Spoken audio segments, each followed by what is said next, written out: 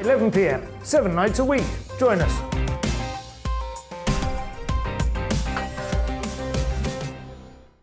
Hello there, I'm Eamon Holmes. And I'm Isabel Webster.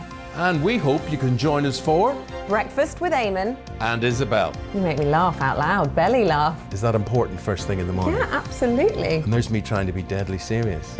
News is a serious business. Yeah, I have to rein you in sometimes. Well, it doesn't stop us laughing at it. It doesn't stop us having an opinion on what's going on. Yeah. And it certainly will not stop us reflecting what you think. Weekdays from 6 to 9:30 on GB News.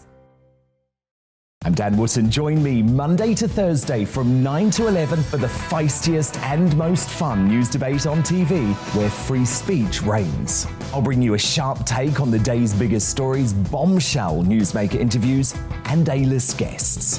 And I guarantee you, no spin, no bias, no censorship, and no reason to go to bed. That's Dan Wootton Tonight, Monday to Thursdays from 9 on GB News.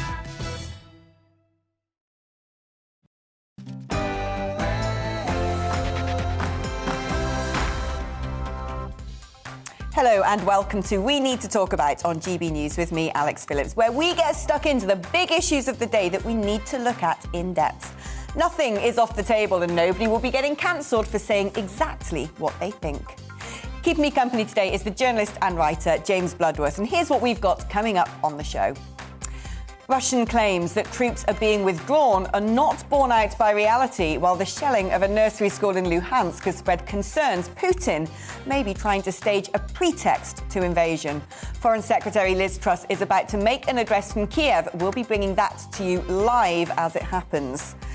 Plus, if time allows, we'll be delving back into Partygate. Boris brings in top lawyers to help him craft responses for the Met Police investigation.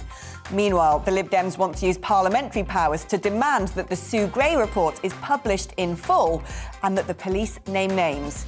It's a tug-of-war that could cost the Prime Minister his job. But who will win? And the red weather warning signalling the worst winds to hit the UK in 30 years. We'll bring you live updates as Storm Eunice threatens to batter Britain. That's what we're talking about for the next hour, but what do you need to talk about? Email me, gbviews@gbnews.uk, or tweet me at gbnews. But first, it's time for the GB News headlines.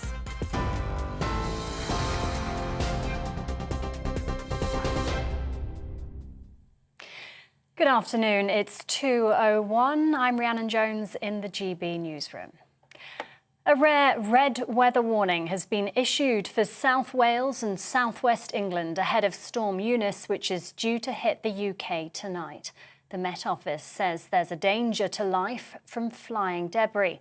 Damage to homes, further travel disruption and power cuts are expected. That as thousands of homes in parts of northern England and Scotland are still without power after Storm Dudley hit last night. GB News North East reporter Rachel Sweeney's spoken to one woman in Consett whose home has been ripped through after continued storm damage from Storm Arwen, Malik and now Dudley. It was 9 days off with the electricity. Just had to do without that for 9 days. And then the second storm, was it Malik? I can't remember. Pulled some roofs, the roof tiles off, which hasn't been fixed. And I think that's what's caused this. The winds just come through like a raw thunder and just come through there and blew the front out. So how did you feel when you heard it? We didn't know what to do, sort of shocked. Just ran outside and then we just saw the whole front come down. Are you able to stay in the house? No, we're in a B&B now down at Lanchester. It's too dangerous to stay in the house. They're going to sort of waterproof it now, so because there'll be more damage when the snow comes. Boris Johnson has said the attack on a kindergarten in Ukraine was a false flag operation designed to discredit the Ukrainians. The Prime Minister added that he feared it'll be something we see more of over the next few days. It's after Ukraine's foreign minister claimed a Ukrainian village in the Luhansk region has been shelled by Russian-backed separatists from the occupied territory of Donbass.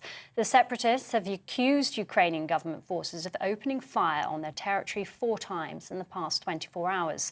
NATO Secretary-General Jens Stoltenberg says the alliance is concerned Russia's trying to find an excuse for war with Ukraine. We are concerned that Russia is trying to stage a pretext for an armed attack against Ukraine. It is still no clarity, no certainty about the Russian intentions. We don't know what will happen, but what we do know is that Russia has amassed the biggest force we have seen in Europe for decades in and around Ukraine. We continue to call on Russia to de-escalate, to withdraw forces and to engage in a political dialogue with NATO allies. A sex offender who sparked a major manhunt after escaping from an open prison in Lincolnshire has been arrested. Paul Robson had been on the run since Sunday. Lincolnshire police say the 56-year-old is now in custody after he was arrested in the Skegness area earlier this morning. 3 police officers who all worked with Wayne Couzens have been charged with sending grossly offensive WhatsApp messages. It's in connection with an investigation into the sending and sharing of inappropriate messages within the force. The 2 serving Met police officers and 1 former officer reportedly shared racist and misogynistic messages with Sarah Everard's killer between April and August 2019. They're set to appear at Westminster Magistrates Court on the 16th of March. Almost 15 million people were left waiting for post over the Christmas period. That's according to Citizens Advice. The research shows that 2.5 million people missed important documents, health appointments, or were unable to pay a fine or bills. More than half of those surveyed went a week without their post. A group of charities supporting people with a weakened immune system are calling for COVID testing to remain free of charge. 18 health charities warn that coronavirus still poses a serious risk to some people. They fear that abandoning the measures risks making those with a weakened immune system second-class citizens. It's thought the government's Living with COVID strategy for England, set to be published on Monday, could signal an end to free PCR and lateral flow tests. In a first of its kind, new government guidance will help schools teach complex issues such as racism and homosexuality in an impartial way. The new guidance will include history lessons based on factual information presented in a balanced manner. Education Secretary Nadeem Zahawi says it aims to help teachers avoid promoting contested theories as fact. The guidance also aims to make sure that no subject is off-limits in the classroom. This is GB News. We'll bring you more as it happens now. Back to Alex, and we need to talk about.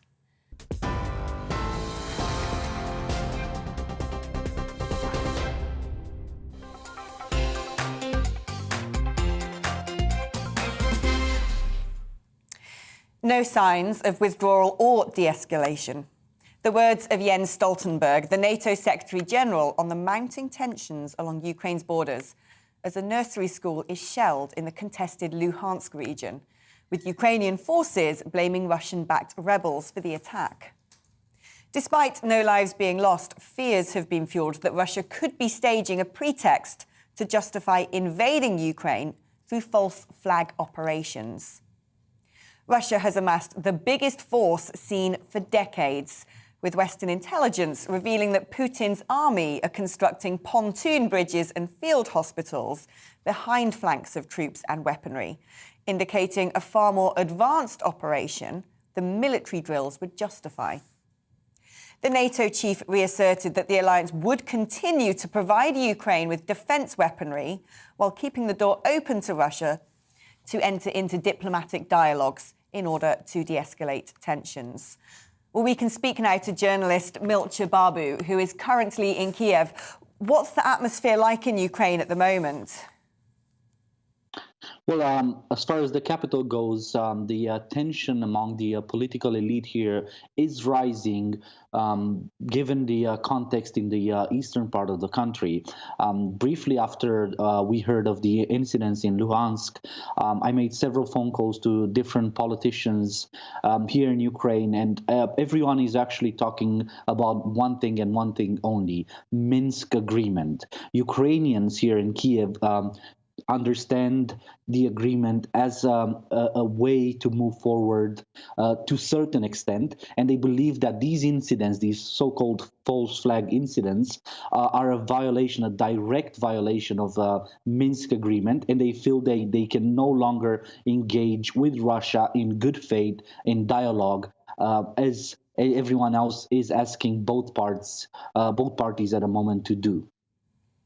Yeah, there was talk a couple of days ago when there was intelligence reports that an invasion could happen at 3 o'clock in the morning on the 15th, which of course didn't come to pass, that the stock markets reacted positively to that, and people talked about glimmers of hope that there could be a dialogue between Russia and the West over Ukraine. Has that hope essentially been extinguished now with what's happened, for instance, with the shelling of the nursery school? Well, I wouldn't go that far to say the hope was completely extinguished, but definitely these incidents do not help the dialogue to move forward. Both parties are at the moment locked in positions that I personally feel from the ground here they're not willing to negotiate. And we're both talking about we're actually talking about NATO as well as Russia.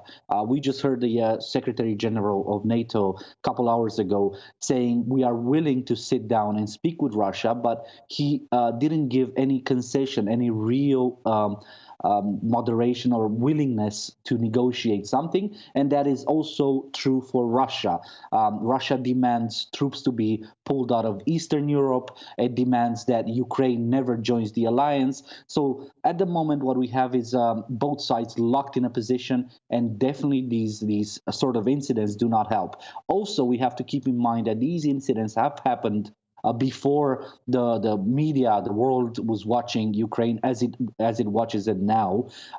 Incidents have happened in the past. They never really stopped. This conflict in eastern Ukraine, in Donbass, never really stopped. We had incidents weekly. I've been following stories in eastern Ukraine past 2016, past Minsk II agreement, which obviously failed again. And we always witnessed small harassment, so to say, military actions on both sides that definitely didn't bring anyone closer to the negotiating table.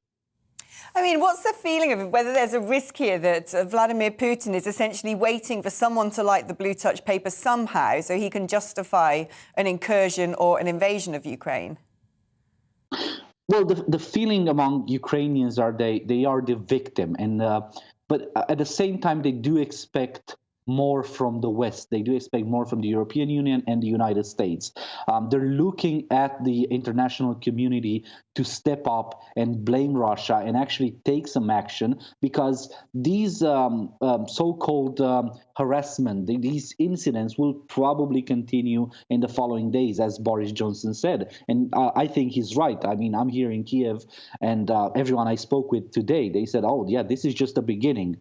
Now, is this going to be just a regional, just a narrowed geographically military action restricted to the east?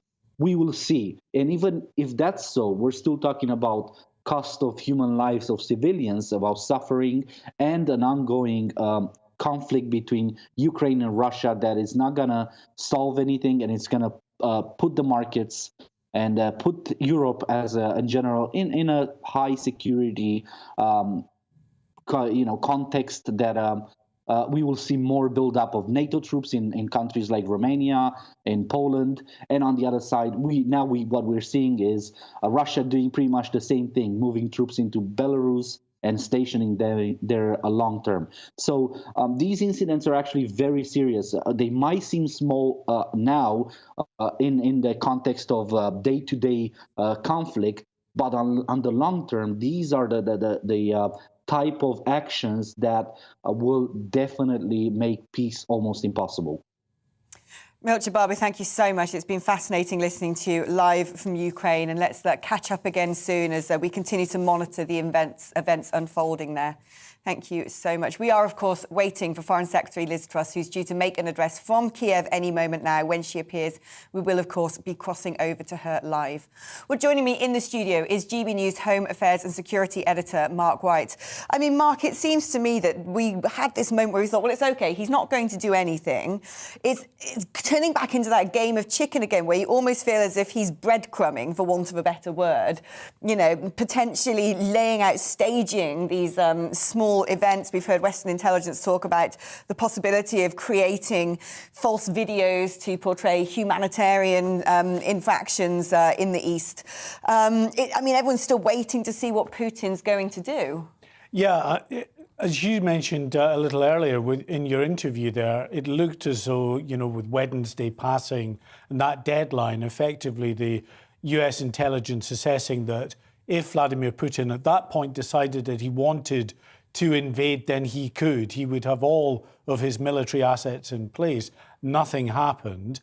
But since then, I've really noticed quite a change in sort of the finger-jabbing rhetoric from both sides, with, of course, the Russians initially saying that they were moving out, that units were leaving the area and returning back to their bases. And then, of course, NATO and the US very quickly coming on and saying they've seen no sign of that. In fact, just the opposite, that more troops are be coming into the area. So from 130,000, as it was up until a week or two ago, they are now saying it's over 150,000. Backed up, of course, those ground troops by the Air Force, by the naval assets, mainly around Crimea. So some real concern. And then, of course, you have the overnight developments into this morning regarding that nursery.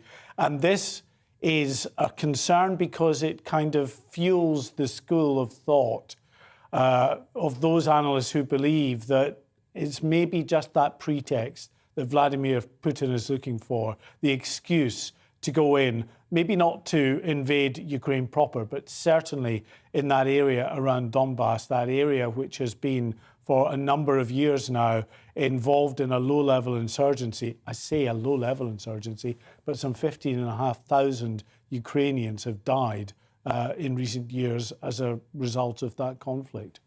Yeah, I mean, we heard the Secretary-General of NATO saying earlier that it's still up to Ukraine whether or not they want to join the alliance, that the alliance aren't themselves going to completely outright bar that from happening, and that the alliance will also continue to help Ukraine as a sovereign nation build up defences to protect themselves from an invasion. And I think quite rightly so, they're not backing down or giving concessions based on Putin's sabre-rattling, but it does seem to me we're stuck in stalemate. What do you think Liz Truss is going to potentially say to suggest how that can be unlocked? I think if we're honest, Russia knows that Ukraine is not going to be joining NATO anytime soon. I mean, it can't under NATO's own guidelines because it's involved in a border dispute. Now, any country that wants to join NATO cannot do that if there's an active border dispute involving their country. Well, obviously, the annexation of Crimea by Russia in 2014 and then this ongoing insurgency in the Donbass region in eastern Ukraine absolutely qualifies for that, so they wouldn't get into NATO. And of course, Germany, among other countries, have been reiterating the point to Russia that, you know, it wouldn't necessarily be in the best interest of NATO for Ukraine to join at this point anyway. So I think Russia knows that it's not going to be happening anytime soon. But of course, it wants an overt announcement from NATO and from Ukraine that it just won't happen. And I don't think you're going to get that overt announcement from Ukraine, and you certainly won't from NATO. So it's whatever Russia is told in private discussions, and whether that is enough for it. Or, you know, is it really about Ukraine at the end of the day? Is it wider than that? Of course, it is, as far as Russia is concerned, also about the eastward expansion of NATO, not just the potential for Ukraine to join, but the fact that 14 Eastern European countries joined NATO in the aftermath of the fall of the Soviet Union, despite assurances, according to Russia, verbal assurances from the West, that there would be no eastward expansion of NATO. So if you take a step back and I guess you look at it from Vladimir Putin's point of view, then perhaps you can see that maybe he has some legitimate concerns over his own security. Mark, thank you. Well, we are still, of course, waiting for the Foreign Secretary, Liz Truss, to make that address from Kiev. We're going to take a short break now, but we'll be back with you ever so soon.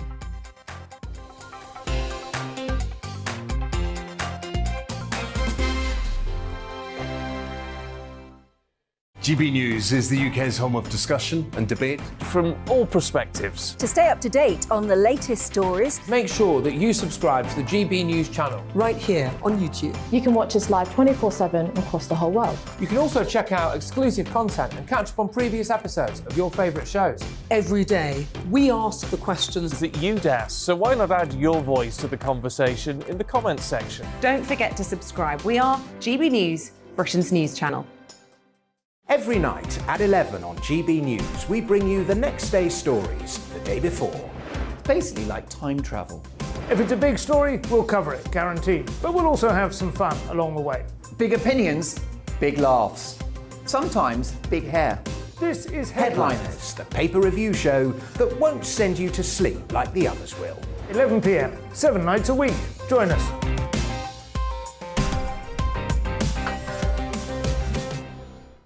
Hello there, I'm Eamon Holmes. And I'm Isabel Webster. And we hope you can join us for Breakfast with Eamon. And Isabel. You make me laugh out loud, belly laugh. Is that important first thing in the morning? Yeah, absolutely. And there's me trying to be deadly serious.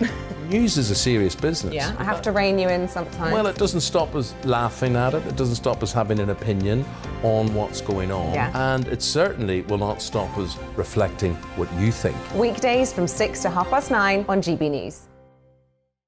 I'm Dan Wootton. Join me Monday to Thursday from 9 to 11 for the feistiest and most fun news debate on TV, where free speech reigns. I'll bring you a sharp take on the day's biggest stories, bombshell newsmaker interviews, and A-list guests. And I guarantee you, no spin, no bias, no censorship, and no reason to go to bed. That's Dan Wootton Tonight, Monday to Thursdays from 9 on GB News.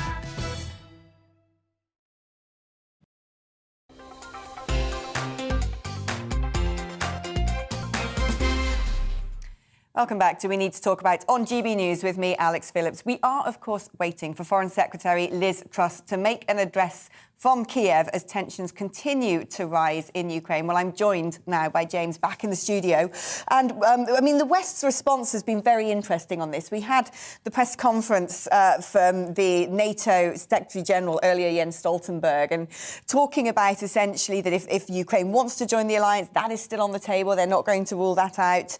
And again, talking as well about having negotiations, discussions to reassure non-NATO members that also border Russia, things that perhaps Russia might see as escalating the situation. But the difficulty is here that the West is not singing from the same hymn sheet when it comes to how they're going to handle this if indeed Putin does make an incursion or an invasion. Yeah, we've seen the West isn't singing from the same hymn sheet. With Germany, for example, Germany's been annoyed at countries such as Britain supplying defensive gear to Ukraine. Germany wants to maintain a positive relationship with Russia. They built the pipeline recently, which circumvents Ukraine, which means that gas coming into Germany doesn't have to go through Ukraine anymore. That was pandering to Putin. Germany and France would also veto.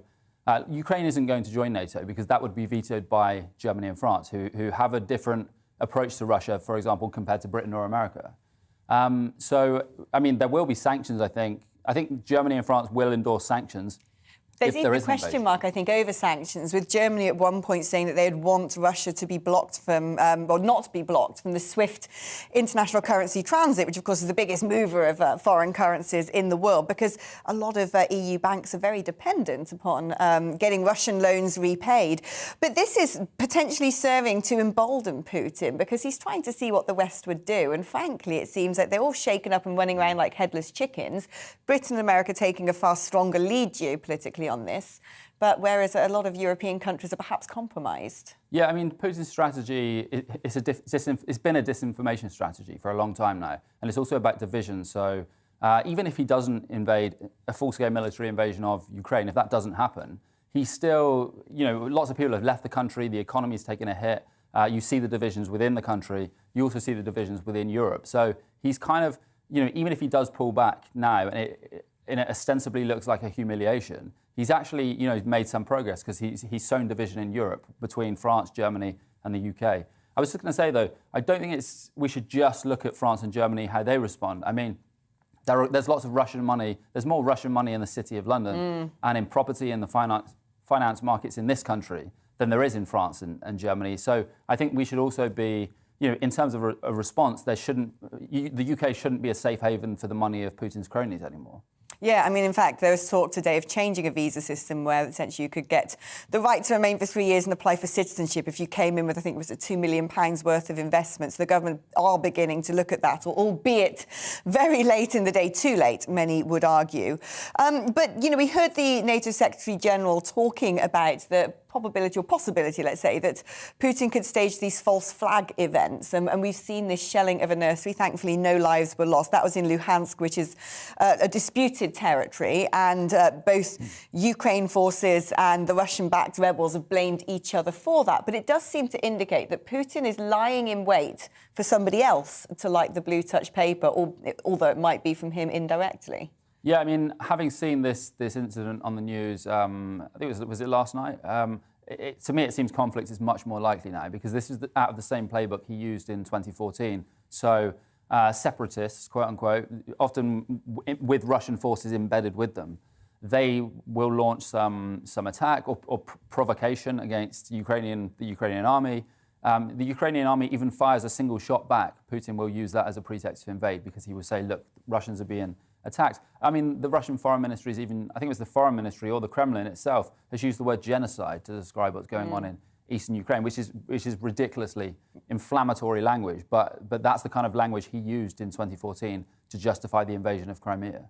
Yeah, and there is a risk, of course, that, now there's a sort of a realignment of the geopolitical axis. And even though a conflict in Ukraine between Russia and Ukraine, one might imagine could stay isolated, there's a risk that it could draw in other powers. And we know, for instance, there's been allegations that the cyber attacks that took place against Ukraine recently could have been conducted by China, and that President Macron has been talking to China as well. We know it's been on the subject of Ukraine. We don't know all the detail of that. But there does seem to be a more conciliatory approach from, say, members of the European Union when it comes to China and Russia than America and the UK.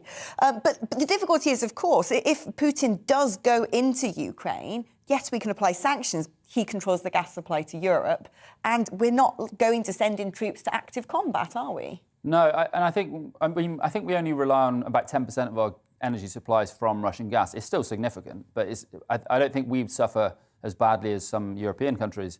But it is, I mean, if Russia does decide to invade, it's going to affect the economies of Europe, all of Europe. Like, our economy will be affected by that. So, I mean, this is something that, and it doesn't feel like there's much we can do about it. And China and Russia, I mean, they're constantly prodding the West to see how far it will respond. We see that in Hong Kong. We see that in Taiwan with China.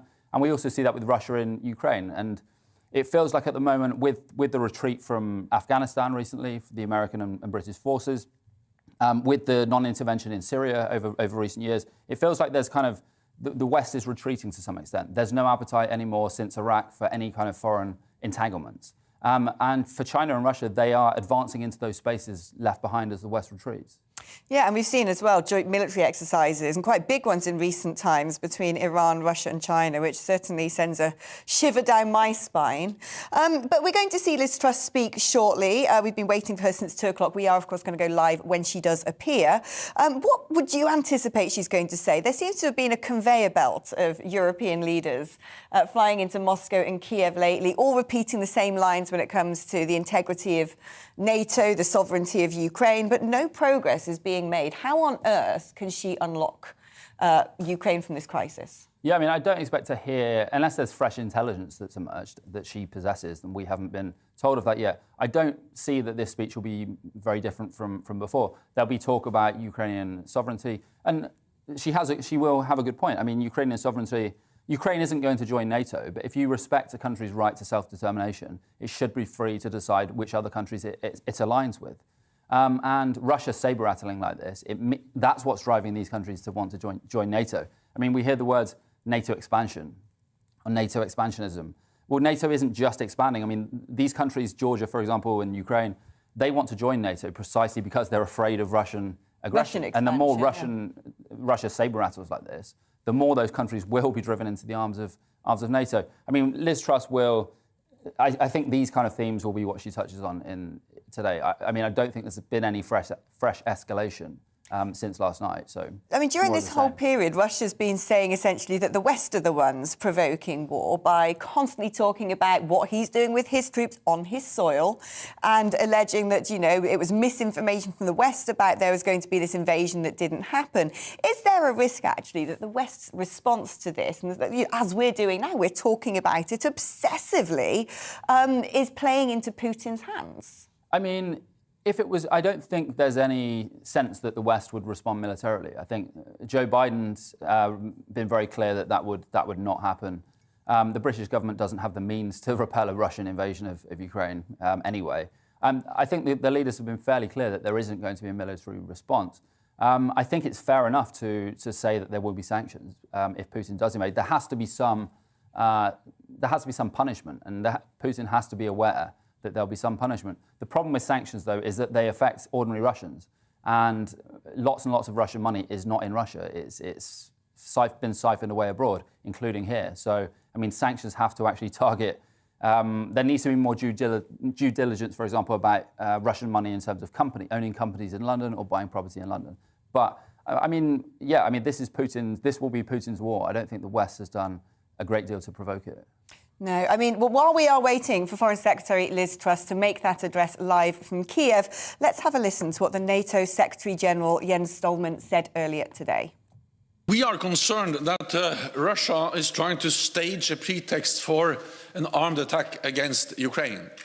It is still no clarity, no certainty about the Russian intentions. We don't know what will happen, but what we do know is that Russia has amassed the biggest force we have seen in Europe for decades in and around Ukraine.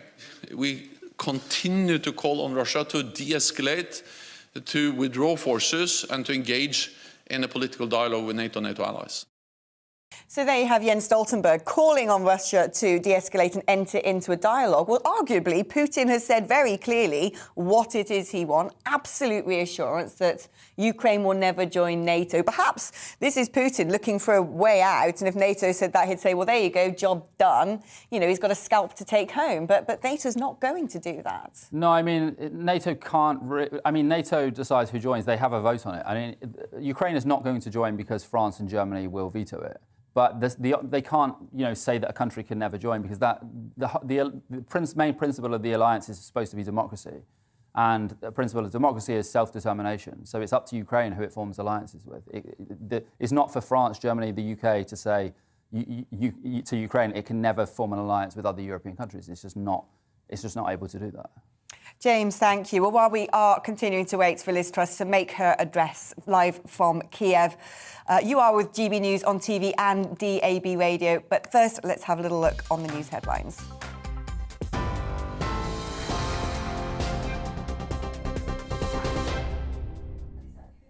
It's 2:31. I'm Rhiannon Jones in the GB newsroom. A rare red weather warning has been issued for South Wales and southwest England ahead of Storm Eunice, which is due to hit the UK tonight. Thousands of homes in parts of northern England and Scotland are still without power after Storm Dudley hit the UK last night. Winds of more than 80 miles per hour caused power cuts and travel disruption.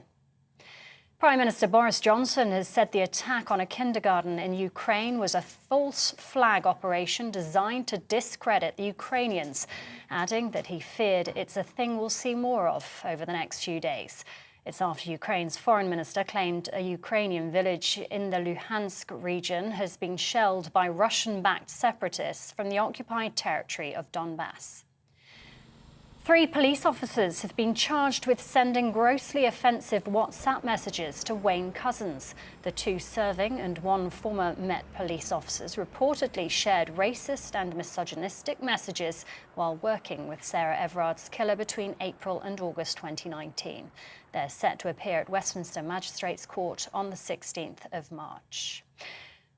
Almost 15 million people were left waiting for post over the Christmas period. That's according to Citizens Advice. 2.5 million people missed important documents, health appointments, or were unable to pay a fine or bills. More than half of those surveyed went a week without their post. 18 charities supporting more than 500,000 people with a weakened immune system are calling for COVID testing to remain free of charge. There's speculation the government's Living with COVID strategy for England, published on Monday, will scrap the measure. TV online and DAB+ radio, this is GB News. We're back to We Need to Talk About with Alex in just a moment.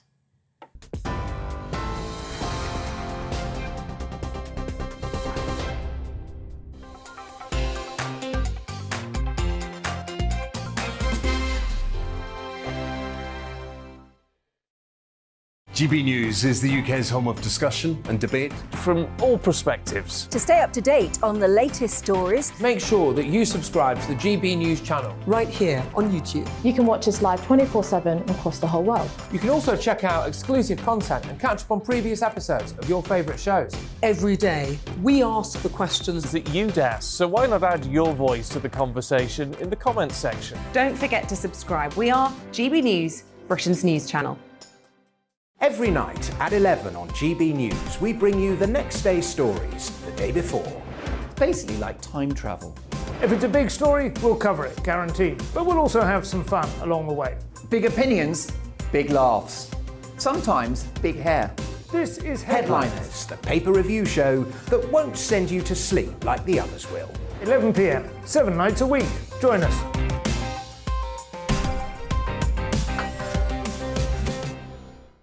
Hello there, I'm Eamon Holmes. And I'm Isabel Webster. And we hope you can join us for Breakfast with Eamon and Isabel. You make me laugh out loud, belly laugh. Is that important first thing in the morning? Yeah, absolutely. And there's me trying to be deadly serious.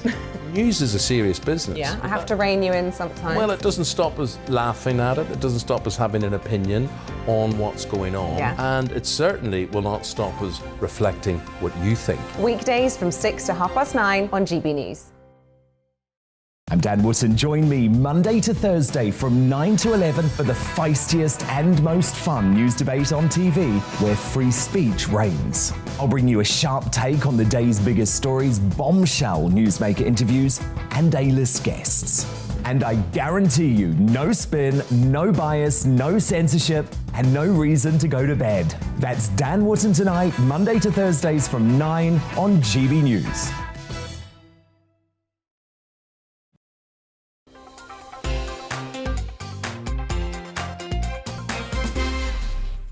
Welcome back to We Need to Talk About on GB News with me, Alex Phillips. We are, of course, still waiting for Liz Truss to give us her address from Kiev, but I'm joined now by GB News political correspondent Tom Harwood. How important is it, or how significant is it, that Liz Truss has gone back to Ukraine again? Yeah, this is a really significant moment that the UK is showing really quite solid solidarity with Ukraine. Of course, it's not just the Prime Minister who's visited, it's the Foreign Secretary, and the Foreign Secretary has been to Moscow, as well as the Defence Secretary going to Moscow as well. That's on top of the over 100 troops that we've sent to Ukraine to help train their people, but also those anti-tank missiles as well that we've supplied. This is a very big show of strength and solidarity from the UK, and the Foreign Secretary arriving today as we have these reports of skirmishes in the Donbass region. That is something that is a pretty significant display of solidarity. It's no wonder that the Ukrainian parliament just a few weeks ago was flying alongside some other national flags, the UK flag front and centre, in a show of solidarity and gratefulness, really, from Ukrainian politicians towards certain countries in the West. It's almost interesting seeing which flags they didn't fly, as well as those that they put front and centre. The UK flag was there in the middle, Was the EU flag a very common sight in 2014 in Ukraine? Was that there at all? No. Was the German flag there? No. It's a very interesting state of affairs when Britain is actually living up to that mantra that we've heard so often in the last 4 or 5 years about global Britain. I think it's undeniable that we are being global Britain in this scenario. And sentiment shared, of course, you told me, by Zelensky, who you said sent out a tweet this morning praising Boris Johnson. He did. President Zelensky of Ukraine sent out a tweet personally thanking Boris Johnson this morning. Now, he's personally thanked 1 or 2 other leaders, particularly Justin Trudeau and Joe Biden. But no personal thanks to continental European leaders. It does seem that there is a bit of a bond that has formed between Britain and Ukraine on this matter, but a personal thanks there to Prime Minister Boris Johnson. That's some pretty strong diplomacy. It's not that usual that you'd see that sort of messaging put out so publicly. So yes, this morning, President Zelensky sending his personal thanks to Prime Minister Boris Johnson, something that I think the Ukrainian people feel like us in the West, particularly Britain and particularly America, have their back in this situation. I mean, if what Putin wanted to achieve were divisions within NATO, he's certainly being able to walk away with that. Potentially so. It's interesting. We do have a certain amount of unanimity when it comes to the sanctions package. We know that there has been some level of agreement within NATO powers about sanctions. Where the disagreement, though, is at what point would those sanctions... Tom, we've heard that Liz Truss is now behind the podium, so let's go live to Kiev and hear what the Foreign Secretary has to say. Пане міністре, якщо буде англійською запитання до вас. Я відповідаю англійською. Yes, I speak English. Я вас представлю на початку. Давай.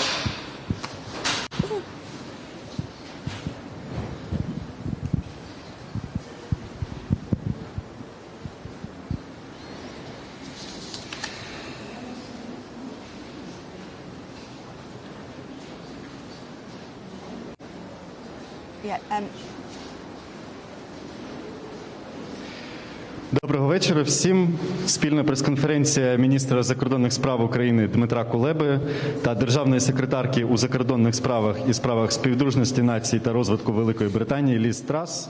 Пане міністре, вас до слова. Я надзвичайно радий вітати в Києві сьогодні свою британську колегу Ліз Трасс. Yeah, you can put it on so you can hear the translation. And I will start from the very beginning.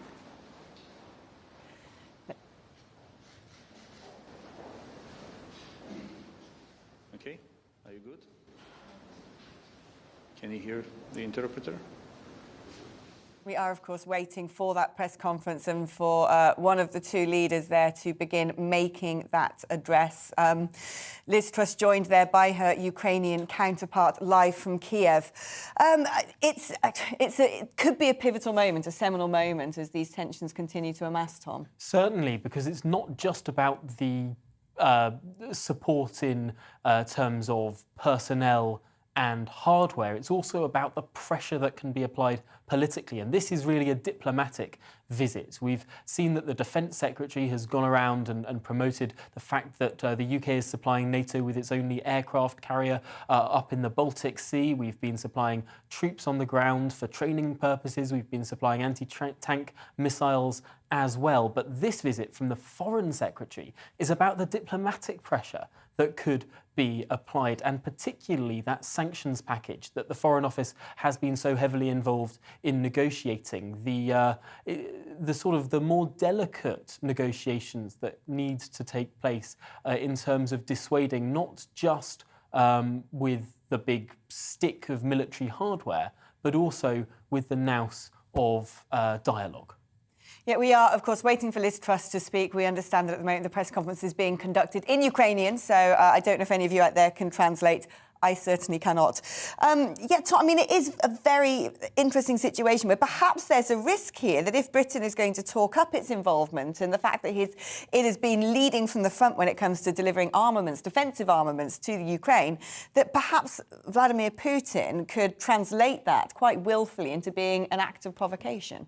Well, Vladimir Putin has been trying to spin everything as an act of provocation. Vladimir Putin has said that Ukraine making a sovereign decision to join NATO, a defensive alliance, would be an act of provocation, which in itself is a very peculiar sort of thing to follow. If you sort of are joining a defensive alliance that is about defending another if it were attacked, as if that's a provocation, that seems like an extraordinary leap of logic. And yet this is what Russia has tried to do and has tried to do in the region for the best part of the last decade, stir up this confusion and this idea that they're throwing out different stories and different ways of interpreting facts, and that creates the kind of confusion that Putin thrives upon and that the Kremlin thrives upon. This is the way in which they conduct international affairs. So I don't think that a strong line from the UK in terms of providing support and defensive measures is going to undermine this. If anything, Putin is a strong man on the world stage and would respect strength and understand the language of strength much more than he'd understand the language of just sort of pleading. And I think that some leaders might have got a bit too close to the pleading side of things. We've heard that the French president in the last week or two has been saying we need to understand Russia's concerns. Well, do we? Do we need to think that Russia sees itself as being threatened because an entirely independent sovereign country may join an organisation that's about defence? I mean, that is an extraordinary leaning into a narrative that's being put out by the Kremlin. And if there's one thing that we've learned in the last particularly few days, it's that the Kremlin isn't always putting out the truth. We heard at the start of this week that the Kremlin released all this footage saying that military figures, that some hardware and that soldiers were being withdrawn from the border of Ukraine. And yet, when we've had our military and the US Pentagon try and verify this, it actually seems, if anything, there have been some more troops going towards Ukraine, despite what the Kremlin has been saying. So really, anything that tries to take the Russians at their word on this is a little naive. And there were reports this morning in French media that there is in train a concord between France and China, economic concord, and that French President Macron had a meeting with Xi Jinping yesterday, and they indeed covered Ukraine within that meeting. We don't know fully the details of what was said. Is there a risk here that Macron's position on the world stage seems to be one of conciliation, that some might read as appeasement? Is that a bit naive, given that you have China essentially waiting in the wings as well to see what Russia does and how the West reacts to potentially make their own geopolitical manoeuvres? Macron's at risk of being played here. He's sort of seeing himself as someone who's trying to present himself as a neutral arbiter, which of course Russia will never see France as a neutral arbiter. It is a member of NATO. It is part intrinsically of the West. It is one of those powers that Russia has traditionally opposed, even though it's had a slightly more independent foreign policy compared to America over the last 60 or so years, and proudly so. No, Macron's in an interesting position. Of course, he's got an election in a couple of months' time, facing some pretty isolationist candidates, really, facing some people who are, some have accused, being in the pocket of Putin. And so when Macron is trying to say, I will be this neutral arbiter in this situation, Putin welcoming him in to be that may well be playing Macron more than Macron being able to big himself up into that situation, if you see what I mean. But the crucial point here about China is that as the Chinese economy has grown in the last 30 years, as links between particularly China and Russia have grown, Russia is now less afraid of a big sanctions package from the West because there is that economic might to its south and to its east in the form of China. So potentially the sort of crippling sanctions package, even a decade ago, that could be applied from the European Union, from the United States, from Britain, from Canada, from some of these global powers, that might bite less now, considering that Mr. Putin can lean on the economic heft the economic might and, frankly, the technological power as well of the Chinese. I mean, we did, of course, have those rather graphic comments from the Russian ambassador to Sweden that, without using the word, the Russian president didn't give an expletive about sanctions.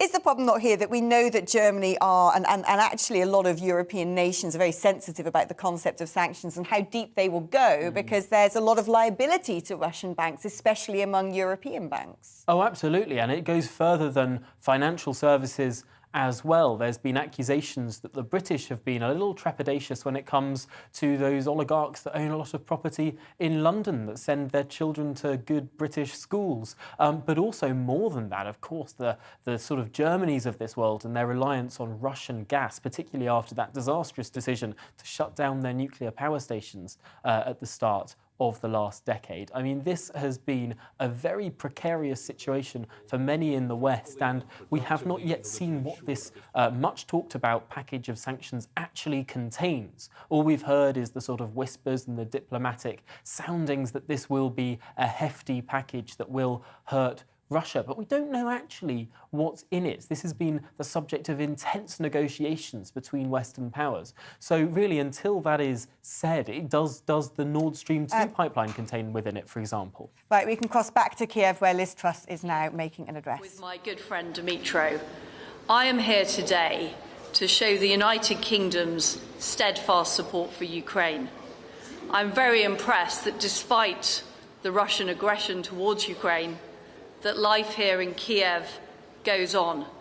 And I am impressed by the level of stoicism, both from the Ukrainian people and the Ukrainian government. We admire your fortitude in the face of Russian aggression, and we stand with you in defence of your right to determine your own future. We're very proud, as the United Kingdom, to be at the forefront of support for Ukraine. We've provided defensive weapons, and we've trained 22,000 members of the Ukrainian army. And when the Prime Minister visited Kiev earlier this month, he announced we're providing 88 million to support Ukraine's democracy and energy independence. Today, I can announce the next component of our support, increasing our funding for these projects to a value of £100 million. I'm also proud, together with Dmytro, to be launching our new trilateral partnership with Poland and Ukraine. We will intensify work on defence and security, sanctions, energy security and countering disinformation. And this demonstrates that the United Kingdom is willing and ready to stand shoulder to shoulder with allies across Eastern and Central Europe. Russia must think again. Despite their claims, Russia's military build-up shows no signs of slowing. There is currently no evidence that their forces are withdrawing, and we need Russia to step back from the brink. They must take the path of diplomacy. Last week, I delivered a strong message to Sergei Lavrov in Moscow. I told him directly that Russia must respect Ukraine's sovereignty and engage in meaningful talks. If they do not choose the path that we have laid out, I made it clear the price that Russia would pay. We are ready with our allies to impose severe costs on Russia. There would be severe economic costs through an unprecedented package of coordinated sanctions. The United States have been clear that Nord Stream 2 would not go ahead, and Russia would risk creating a prolonged and drawn-out war with a terrible toll which would be borne by the Russian people. Russia would confirm its status as an international pariah. Instead, I urge the Kremlin once again to de-escalate and to choose diplomacy. In the Revolution of Dignity, the Ukrainian people were clear about the future they want. They chose freedom. And we will show the free world is prepared to stand up and support you in that choice. Together, we can turn the tide on Russian aggression, and we can build a more secure future for all of us right across Europe. Thank you. And the first one goes to the Deborah Things from Sky News. Thank you very much. Foreign Secretary, you've warned that Russia could draw out this crisis with Ukraine for months. Yet today we've seen a spike in violence in the east and concerns about the potential for escalation. In your opinion, do you think it's more likely that there is going to be an imminent offensive by Russia, or that we're facing a prolonged stalemate? Well, there is, of course, a significant chance that there could be offensive action by Russia. If not, why are there 100,000 troops on the border with Ukraine? But Russia can still take the path of diplomacy. They can de-escalate, they can move their troops away from the border. And I believe that's in the interests of European security, but it's also in Russia's interests. We will take one from the Ukrainian media now. Телеканал Дом, давайте ви включайтеся, ставте питання.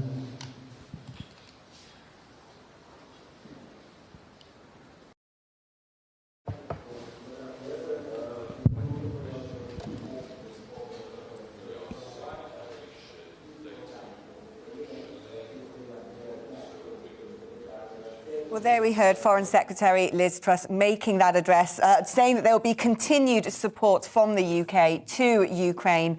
I mean, what do you make of this? It's again, it's the UK saying we will not be pushed about. It certainly is. Interesting language from the Foreign Secretary there, saying that Russia risks confirming its status as an international pariah, suggesting to many that many people will see it currently as an international pariah, saying also that the sheer number of troops, Russian troops on the Ukrainian border, means that we are at high risk alert for an invasion. Also talking to the fact that there are significant interests of Russia that could be undermined were they to go ahead with an invasion. Of course, mentioning by name Nord Stream 2 there, potentially hinting that that may well be under greater threat than the Russians themselves believe. So lots of different prongs there, and also offering a slight fig leaf there, along with all of the harsh language about Russia being an international pariah, offering a chance to, through diplomacy, stepping back from that status, offering Russia almost a fig leaf, a way down to say, this doesn't have to be the way that you behave as a country. You can come back into the global order. You can step back into the light, away from your pariah status. Whether or not Vladimir Putin will listen, and we heard how the Russian foreign minister had been pretty derisory towards the UK last week. They do behave very belligerently, not just on the border of Ukraine, but also in diplomatic talks as well. How much Russia will be listening to this remains an open question. I'd imagine they'll be listening quite keenly. Tom, thank you very much. Good listening to you as well. It's also been confirmed that the US Secretary of State Antony Blinken, who is supposed to be flying to Munich for the security conference today, is instead going to be addressing the UN Security Council in New York. So there'll be more to come out on that as well. Meanwhile, the Ministry of Defence are publishing what they believe are Putin's strategies for an invasion of the Ukraine. The West increasingly making public their intelligence, one assumes, to try and derail any of Putin's plans. That's all we've got time for today on We Need to Talk About. It's over to Darren McCaffrey now for the briefing, and, well, one can imagine what he may be talking about too. See you tomorrow. I'm Alex Deakin with your latest weather update from the Met Office. As we've been hearing on the news, Storm Eunice is approaching the UK. It's going to hit the country during Friday with potentially damaging gusts of wind and some snowfall. Storm Dudley's out of the way, but here comes Eunice, brewing up down to the southwest, really intensifying over the next 12 hours before moving across the country during Friday. The strongest winds across England and Wales, but some snow likely across Scotland and Northern Ireland. A bit of snow still in the showers across northern Scotland today, but certainly for much of the eastern side of the UK today is just a bright and breezy day. The winds continuing to ease down after Storm Dudley. Quite a bit of cloud for Wales, Northern Ireland, the odd shower, quite mild in the south, 11 degrees on the south coast across Scotland, Northern England, 6 or 7 Celsius. But the action really starts tonight as we start to see this storm system moving in. Initially, heavy rain coming into Wales, southwest England. Heavy rain for a time for Northern Ireland, but quickly turning to snow. So that is another cause for concern tonight as that snow moves in, and then we'll see some snow over the far north of England and southern Scotland. Temperatures holding up across the south, frost likely in northern Scotland before the winds pick up. And the winds are really the big issue with Storm Eunice as it moves in during Friday. The isobars pinching together there. So it's South Wales, southwest England that bears the brunt on Friday morning, but then strong winds for northwest England moving down across the Midlands into eastern England later on Friday. An amber warning in place covering most of England and Wales, a yellow warning for the snow further north. Those gusts of wind on the south, 80, 90, possibly around some coasts, maybe 100 miles an hour. Dangerous waves likely, certainly to cause some issues with power and the transport network. The snow will continue on and off for much of the day across central and particularly eastern Scotland, so that could really build up through the day. That is another area for concern. Very windy as these showers move through. There'll be some afternoon sunshine and those winds slowly easing in the southwest later on. But serious weather conditions on the way. Keep up to date with the weather warnings on the Met Office website.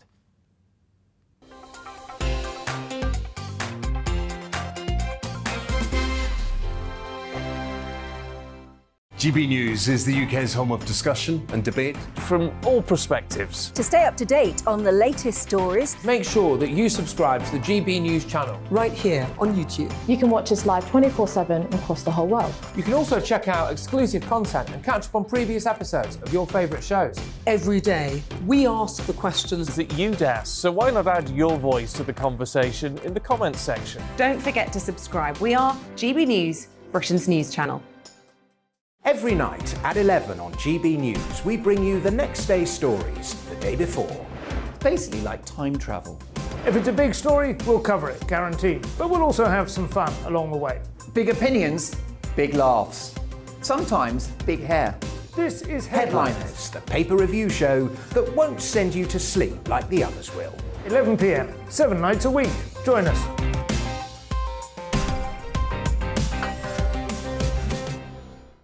Hello there, I'm Eamon Holmes. And I'm Isabel Webster. And we hope you can join us for Breakfast with Eamon and Isabel. You make me laugh out loud, belly laugh. Is that important first thing in the morning? Yeah, absolutely. And there's me trying to be deadly serious. News is a serious business. Yeah, I have to rein you in sometimes. Well, it doesn't stop us laughing at it. It doesn't stop us having an opinion on what's going on. Yeah. And it certainly will not stop us reflecting what you think. Weekdays from 6 to 9:30 on GB News. I'm Dan Wootton. Join me Monday to Thursday from 9 to 11 for the feistiest and most fun news debate on TV, where free speech reigns. I'll bring you a sharp take on the day's biggest stories, bombshell newsmaker interviews, and A-list guests. And I guarantee you, no spin, no bias, no censorship, and no reason to go to bed. That's Dan Wootton tonight, Monday to Thursdays from 9 on GB News.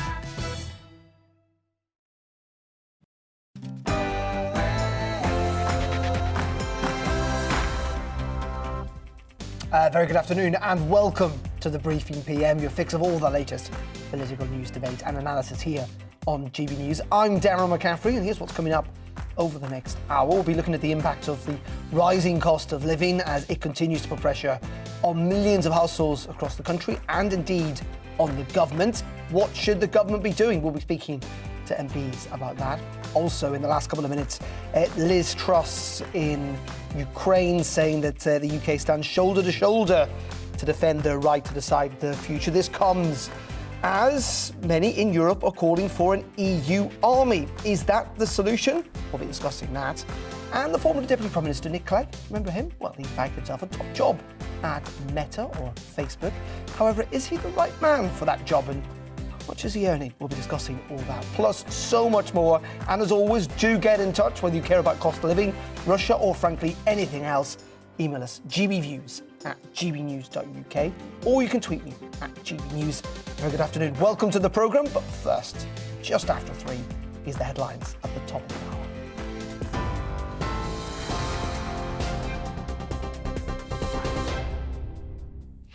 Good afternoon. It's 1 minute past 3. I'm Rhiannon Jones in the GB newsroom. A rare red weather warning has been issued for South Wales and southwest England ahead of Storm Eunice, which is due to hit the UK tonight. The Met Office says there's a danger to life from flying debris, damage to homes, further travel disruption and power cuts are expected.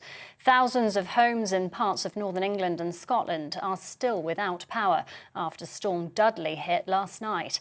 GB News North East reporter Rachel Sweeney has spoken to one woman, Maria in Consett, whose home has been damaged by Storm Arwen, Malik and now Dudley.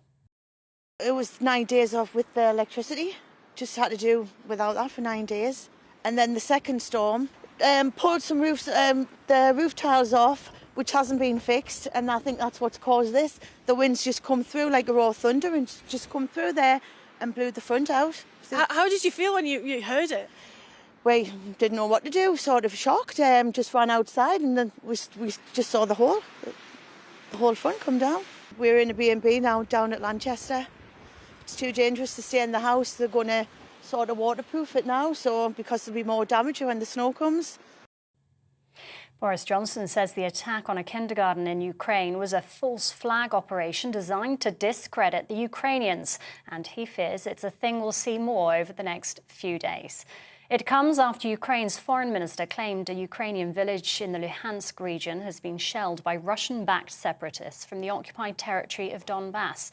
Speaking on a visit to RAF Waddington in Lincolnshire, the Prime Minister says the picture is bleak. The picture is